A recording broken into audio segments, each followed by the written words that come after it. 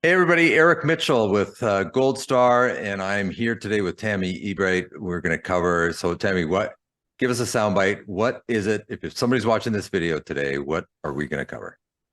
We're going to talk about better self-regulation through self-awareness so that we can manage our stress in today's very stressful, chaotic environment. Oh my God. Yes, there's a lot of stress, a lot of unknown, a lot of, oh my God, oh my God, oh my God. A lot of crazy. The news is making us all crazy.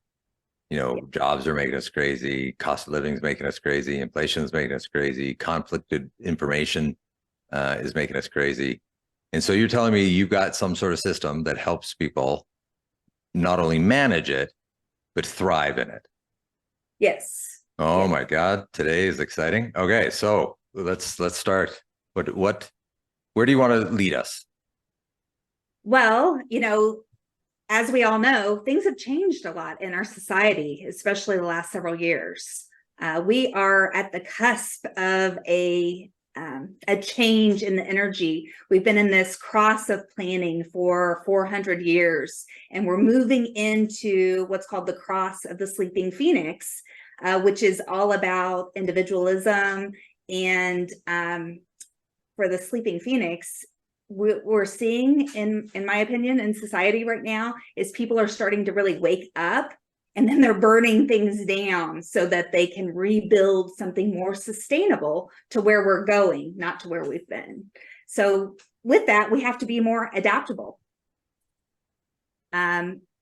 With this school of life that we're in, we're building resiliency each day with, the difficulties that we're overcoming.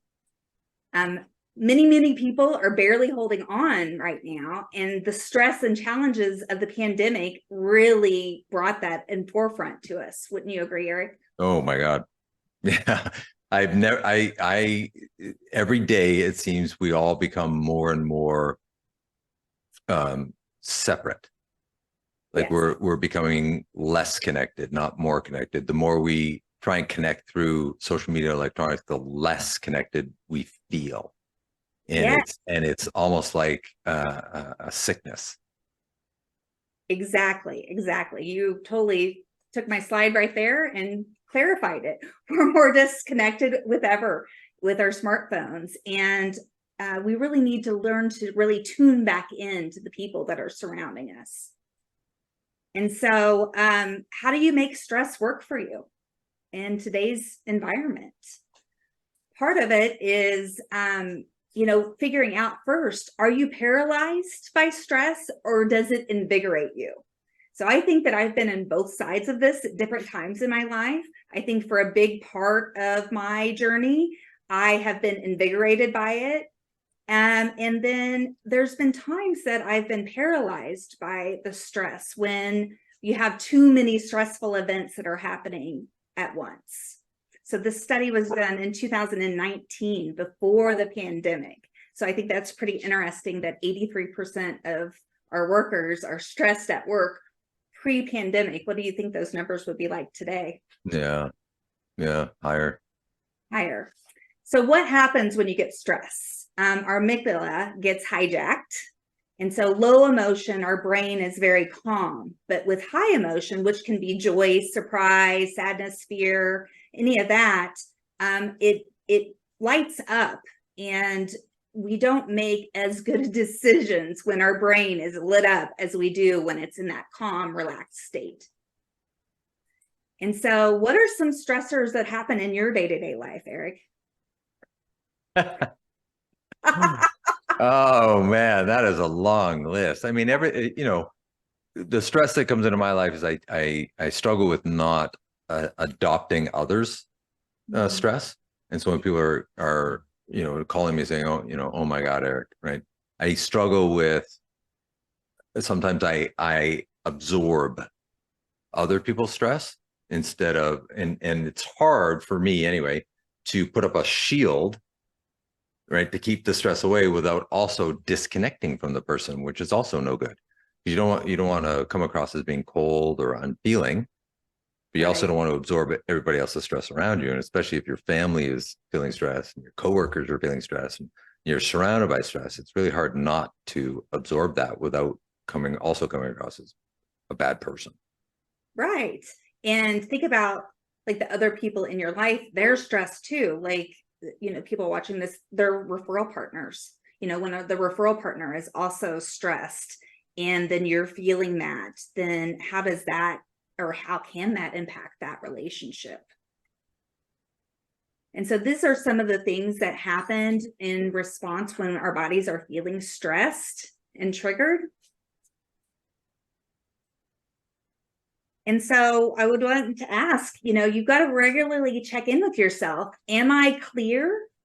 So is my mind clear? Am I a little cloudy? Did something happen that kind of stressed me out? Or am I full on red mad, red mad at the moment? And really, before you make any decisions, you really have to set and look. Yeah, don't make any decisions when you're red mad. Those decisions, you will not enjoy those decisions tomorrow. No. And so this is some of the effects that can happen when our glass is red versus clear. And it takes 3 to 5 positive interactions to combat every one stressed out reaction. And typically when something really stresses us out, it can take up to 4 hours to recover from that event. But also, there's positive things that can happen on a regular basis, right? Like laughter, love, getting a new referral partner, getting new clients. All of those things really make us feel those endorphins. And so having those on a regular basis is really helpful. It makes us more creative, decreases our heart rate, and it helps us to really use our emotional intelligence. And so how do we create change? Yeah, that's the $1 million question right there. And so I want to walk you through my story and how I kind of got to teaching. What I do is I blend multiple sciences to help people really develop their awareness and better use their energy. And so it really started, my parents divorced at a young age, like a lot of people do. And it was a pretty chaotic situation that we moved into. But one of the cool parts is at 12, 13 years old, we were doing flea markets and swap and shops. So I got into sales at like 13 years old and was pretty good at slinging those ninja stars. So I didn't go to college. I spent most of my 20s bartending and dreaming of a better life. And so a lot of my family had been in the car business. So I was like, I'd really like to go do finance in the car industry. And so I talked somebody into giving me an opportunity. And that was my first big girl job. And it was pretty good, except for, you're working 70, 80 hours a week. And I really kind of wanted to have a family.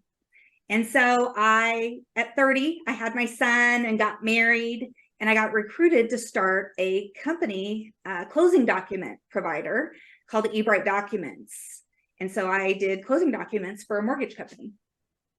In 2008, we would have our second child, Miss Hunter, after trying for almost 5 years to get pregnant. And as you know, what happened in 2008, the mortgage market would crash. And so would my business. I would go from doing 70 to 80 closings a month to 10 to 15 closings a month. So I decided I was going to go out there and be one of those unorganized loan officers that were sending me their files at the last minute. And in 2008, I went out and became a self-generating mortgage loan officer. I was blessed to meet Michael Mayer at a realtor event in Kansas City. And while he was writing the book, The 7 Levels of Communication, I was coached by him and was able to become top 10 at the company I worked with within 3 years, all by referral. And so that was in 2012. I won the award. In October 2012, my grandma would pass suddenly.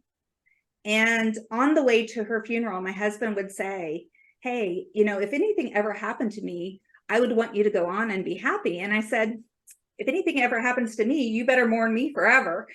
And I was joking, right? Because at 40, you don't think that something's going to happen, but the next month, my husband would die suddenly.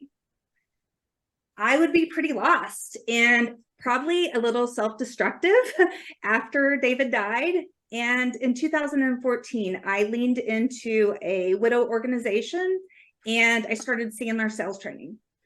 Even though I had really at this point been in sales for 25 years, I'd never had any formalized training. And that's where I began to learning DISC and driving forces. In January of 2018, I went to Atlanta and became a certified referral trainer on the systems that I used to grow my business initially. And I met all these wonderful people. I came back, and on February 12th, I got separation papers. They were closing my branch that I was managing. And I was like, what the heck? You know, I just had like $2 million month the month before, and then they're closing the branch. So I would be a little frustrated, unsure of what was next, but I started my company on Valentine's Day of 2018 with not a lot of clarity of what I was even doing at that point. And a friend of mine, she was like, you know, I think you should get DISC certified if you want to coach. And I was like, okay, yeah. I mean, at this point, I had been in the science for about 4 years. And I interviewed 17 mortgage companies in order to try to find the right home. And I was going to use my coaching and training to build my mortgage production. And yeah, so when I first got certified, I had my kids take the test. And what I learned is that my son is my exact behavioral opposite. And if you are a pretty unaware D at the moment, and then you find out that your son is an SC, you realize that you got a lot of repairing in that relationship to do, because I can remember him coming up to talk to me and me being like, what do you need? Because I was so stressed out from all of the life things that were happening. As a solo parent, it was challenging to do everything and to be all of the things. And what I now realize is, you know, my children actually were coming second to my job because I was trying so hard to provide for them. And it did a lot of damage. That as I grew and started to learn additional tools that I still work on mending a lot of those. And I think that that's probably pretty standard with somebody whose DISC results are similar to mine, with that very high D, high I, very resourceful person where, work was my baby instead of my babies being my baby. My husband was a lot more nurturing. I only had children because he was so good with kids. And so in November of 2019, I was actually at my all-time highest stress level. I had been involved in multiple toxic relationships, from work to dating to volunteer roles, and had been diagnosed with hypersomnia. Which that's excessive daytime sleepiness. And I was like asking God, the universe, like, help me, please help me. And a coach a few years earlier had turned me on to human design, which that's the chart over here. And I went over and I pulled out my coaching book, and my report fell down. So when she talked to me about it, she was like, if this really resonates with you, you might want to find your accurate time and look into it. And I was like, I don't really believe in all that astrology stuff, but okay. Oh my God, this one science has completely transformed my life. I wish I had leaned into it 2 years earlier, but I didn't. And so it came at the time that it was supposed to come. So I hope everybody that is listening to this, if you are in an all-time stressful, that you take this as a sign to look into this tool, because it can really be life transforming. So I started studying this in 2019, and I would say that I have obsessively studied human design. All of my moments where I have spare time, I have read the books, and this year I actually took the Business Human Design Foundation course. So that was 20 weeks of education. In September, I'll start the certification. So I'm not certified in it yet, but obviously I've been studying it for a very long time. And now the business aspect. So how do you use this tool to be better in business is what my next step is. So, So I'm looking at these charts, I have no idea what this means. yes. And that it's very overwhelming when you first get it and you look at it. And there's not a lot of information out on the internet around it. Now, I do have a guide that I'm going to share the link with you guys at the end that will at least cover, if you pull your chart, it will cover the numbers that are on the left and right in the red.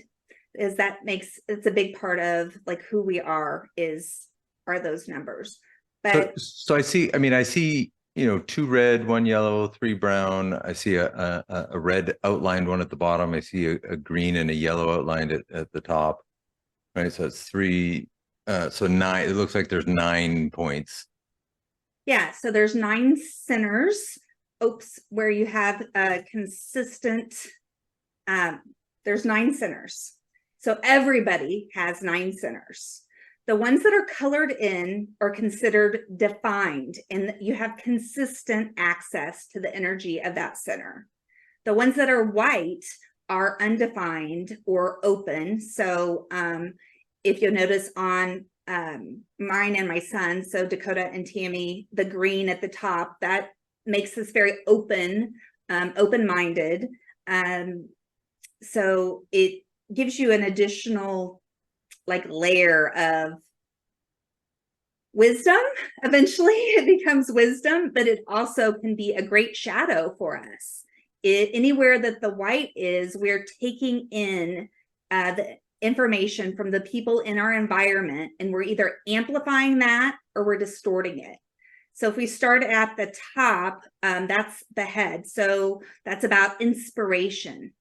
The green down below, that's the mind. That's how we make decisions. So if you're defined, you tend to make decisions in a very consistent way. If you're undefined, you're going to make decisions in a very inconsistent way. You're open-minded. You're here to see all aspects of things.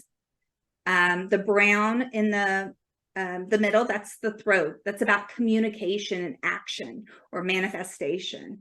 And so if it's defined, you have consistent access to that. And depending on where it's connected, then that's where, if it's connected to your mind, you can speak your mind.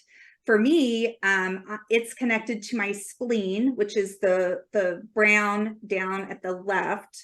And that is about intuition. Our spleen is intuition and our immune system. And so I can speak my intuition. The yellow is about our identity. This is actually where our higher self resides. And so if it's defined, you have a consistent way of knowing your identity and your direction. If it's undefined, you're inconsistent, and you can be a little bit more of a chameleon. And so, the old saying goes, the 5 people we surround ourselves with are the most important. Even more so if your identity is undefined, because you are picking up and either amplifying or distorting the identity of the people in your environment.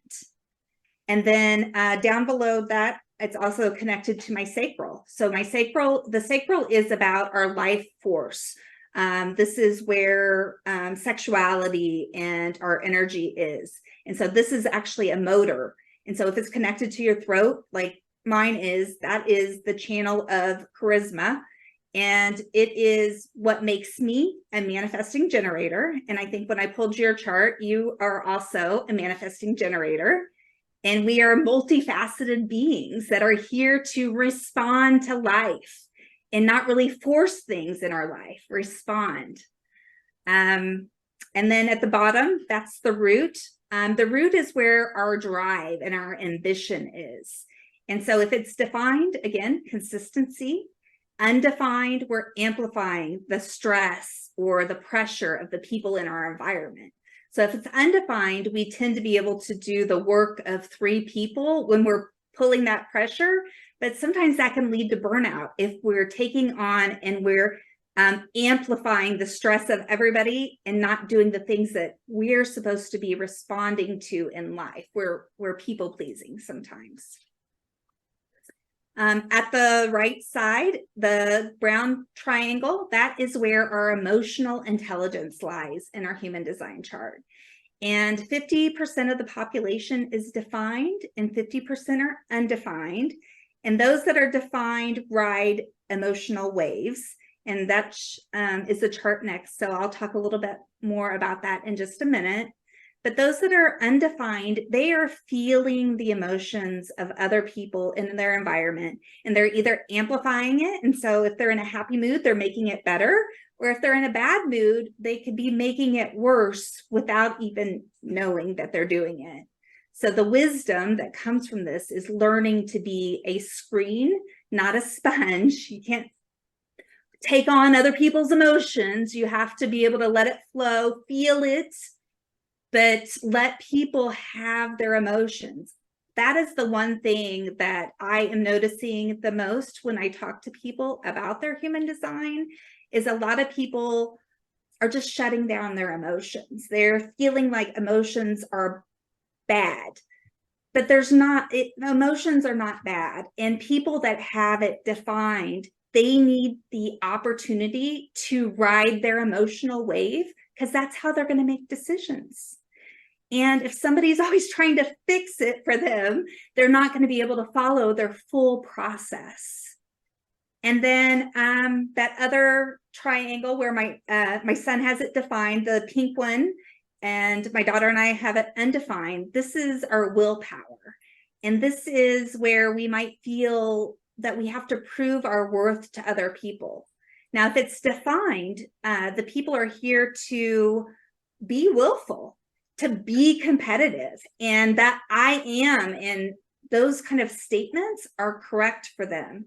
If it's undefined, we're here to become wise about, like, who can follow their word, who says what they mean and mean what they say, versus who is just speaking bullshit.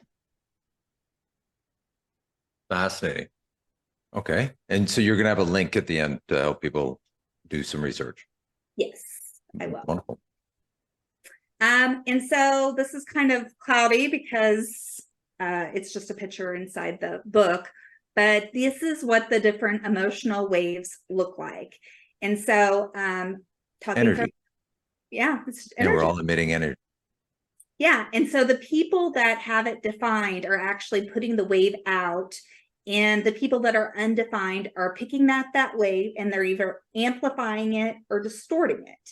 And so both people have to become wise about their own energy and what they're doing inside that situation. So my daughter's wave is the one that's in it. It feels very... The third one? It's the third one. And right. She gets really excited about something, and all of a sudden she wants to buy this. And then it goes down. So anybody that has it defined, you should wait at least overnight before making any major decision. Ideally, you want to wait until you come to what's called neutral clarity. So at the top of your wave, it's a yes. At the bottom of your wave, it's a yes. Because you'll never know with 100% certainty that any decision is correct, because it's just life, right? Things happen. We make wrong decisions all the time. If you're a generator type, you need to listen to your body. So you and I, generators, 70% of the population. And so we're here to respond to life. And it sounds like this. Yeah. Like when you get excited about it, you're like, your body almost starts moving towards it. If it's I don't know, like that is a hard pass until it's a yeah. And I think that most of life, though, I was not taught that. I was taught to, give people a chance. And, I could give an example of a major time where somebody asked me to dance. I was out with my friends and I was like, no, thank you. So it was a no. And he was like, oh, let me show you how to dance. And I was like, you're going to show me. And so my ego got involved. Here, let me prove to some stranger that I don't even want to dance with that I can dance. And he ended up dropping me on my head and I got a concussion. Oh, Yeah. So that's a very extreme example, okay. but that is like, I can think of other like examples where I went against my own and I figuratively got dropped on my head too. So it's like learning to tune back in. And I think that one of the things that's really important for salespeople is we are taught to only ask open-ended questions to get people talking. Well, if somebody has an open mind, they may not be able to answer that right away.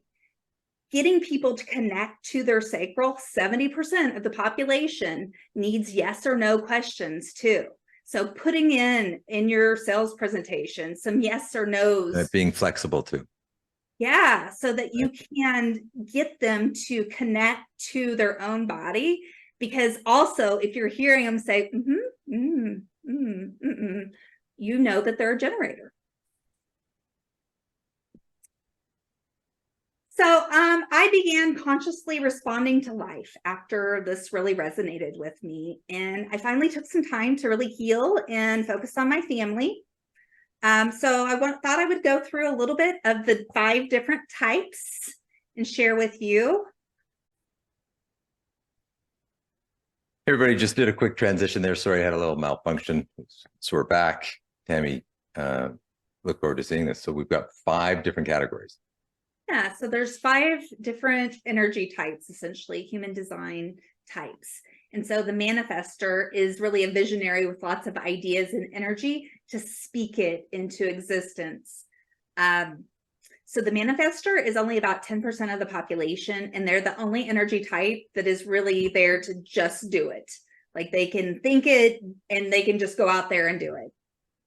The projector is a natural born leader who really sees the big picture. They have a really focused and probing aura that really can focus on a person and see their gifts or potentially, kind of how they need to change. My advice for the projector is to make sure that you're waiting for the invitation before you're sharing your wisdom with other people, because people don't always take kindly to advice that's given beforehand. So just because you can see it, make sure that you're asking, hey, are you asking my advice? Are you just venting to me? The generator, so the difference between a manifesting generator and a generator, they're both builders. So the generator, if you think about a subdivision, the generator is going to pour 5 foundations. They're going to then stick build those 5 houses, do all the things. The manifesting generator is going to do 1 at a time. They're going to get more efficient as they go, but the generator is going to plan the whole thing out first, where we're going to like build the ship as it's going, or build the plane as it's coming down. That's the manifesting generator. They tend to jump in, and then they a lot of times they have to go back and correct Figure things. it out. That's definitely the one they're. Yeah, you figure it out as you go. Let's go. Figure it out. We'll figure it out on the way. Let's go. Let's get going though. In the meantime, what are you waiting for? Yes. Yeah. And then the reflector, they're a deeply sensitive empath that really nurtures others simply by existing in a very slow and mindful way. And so they're completely open. They're only 1% of the population, a very rare energy type. And so we went over the centers already. So we'll just skip that into the next slide, which talks about the not self of each center. So if you even if you're defined, you can still get into the not self of the centers. It's a little it's less it's more rare. to if you're defined because you have more consistency, but we can all still be conditioned in our environment. And so, if you're thinking, wow, like such and such did this and that and this and that, and you're like contemplating over and over what other people are doing, you might be in the not self of the head. If you are asking lots of different people for their input before you make a decision, you could be in the not self of the mind. You're trying to be certain, but again, there's no certainty.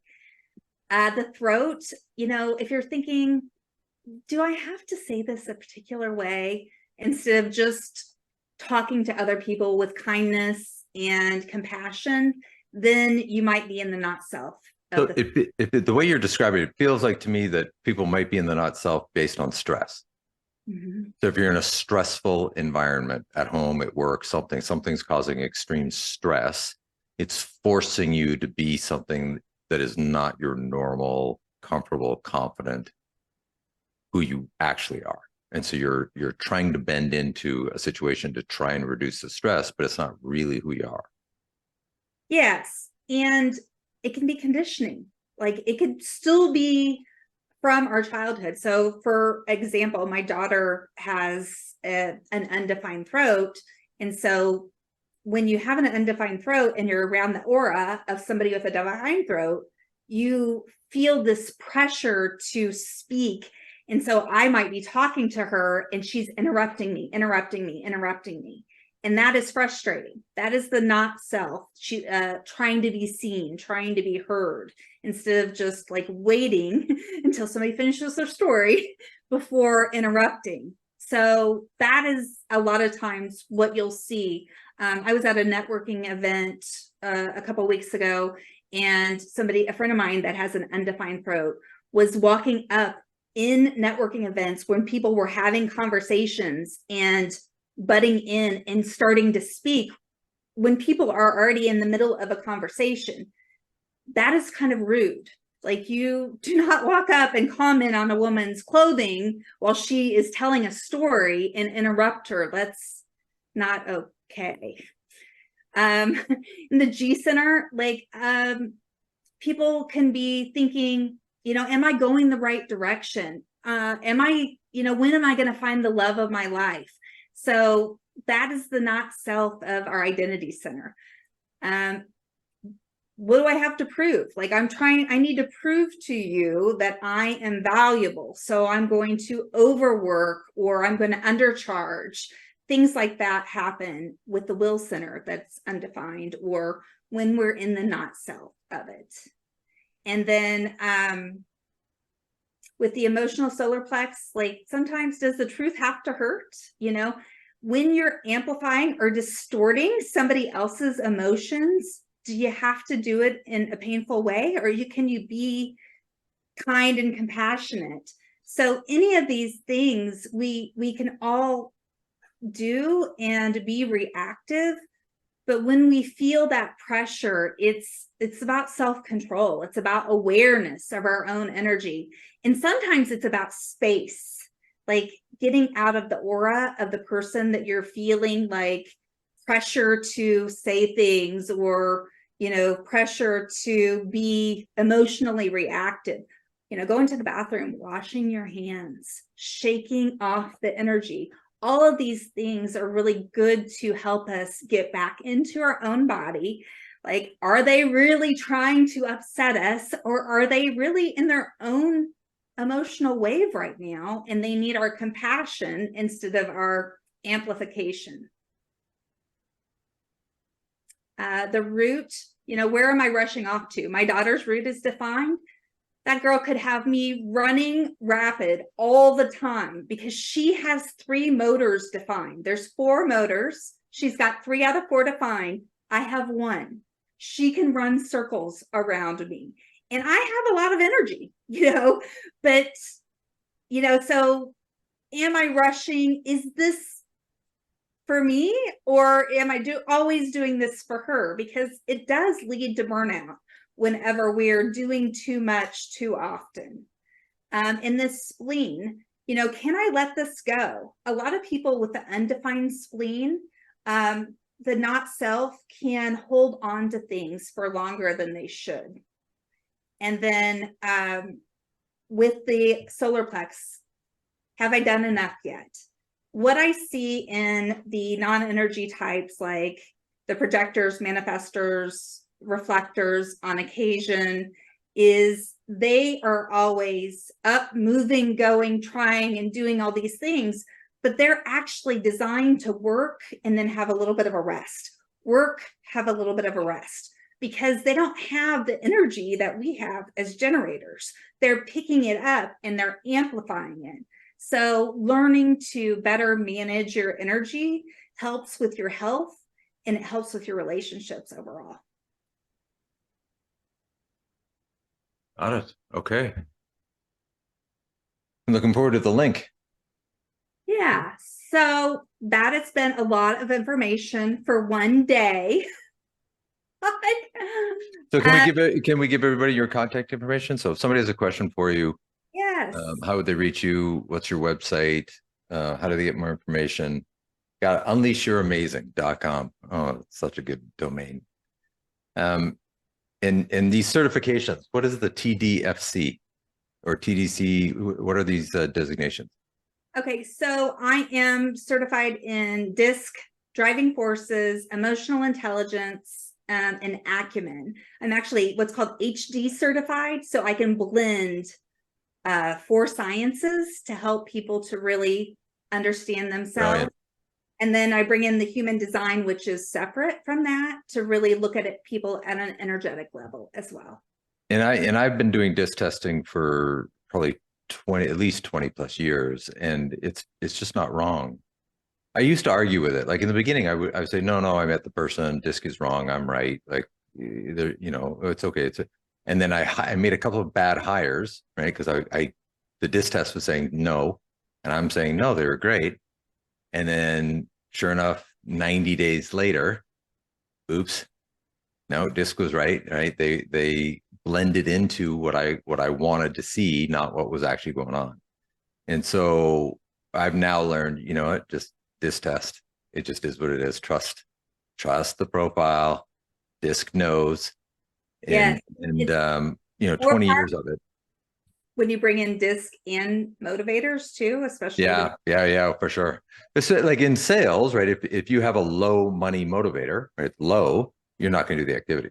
Right. I already, like, you can interview as good as you want. I already know you're not going to make phone calls. You're not going to prospect. It's not going to happen because you're not money motivated. But if I have let's just say I have an underwriter who's money motivated, whoops, hold on. That's not a long-term. They're not going to be happy there long-term. Yeah. Right. And so, well, maybe but if I'm growing fast enough and I can promote them to operations manager and they can take on more roles, and okay, then maybe that could be a fit. But that person is very motivated with regards to their making money or career or opportunities or advancement, or right. They want more. And so you have to recognize that on the front end. And it saves me and my team so much energy from making bad hires. And that's my primary use. And it's funny, my fiance, we joke about it. But the first week we were together, I disprofiled her. She took a disprofile. Now I phrased it in a different way. I was coy about it, and I talked about, other different things. And she was like, "Oh, what is that? Oh, it's this thing." She's like, "Oh, can I take that?" And I was like, "Oh, you want to? Sure. Okay." But I wanted it as profile. Like, what am I dealing with here? And it's like, oh, this is great. Oh, you and I are wonderful. Okay, this is it, right. And it allowed me to better respond to knowing what I was dealing with. So for me, it creates a lot of structure. And some people are going to be upset at me right now, thinking, "Oh my God, he disprofiled this Beyonce. That's crazy." But is it crazy? With the level of divorce that we're at, and is it crazy? And so I think it's crazy not to. I would agree. That's my take. I think it's crazy to hire someone for your team that represents your brand and not know what you're dealing with. I think that's crazy. Yes. And so for those of you watching this video, right, here's Tammy's information. Shoot her an email. Check out our website. Check out the links on our website as to how to learn more about what's going on. And Tammy, it's amazing. Thank you so much for your time today. Thank you, Eric. I really appreciate you.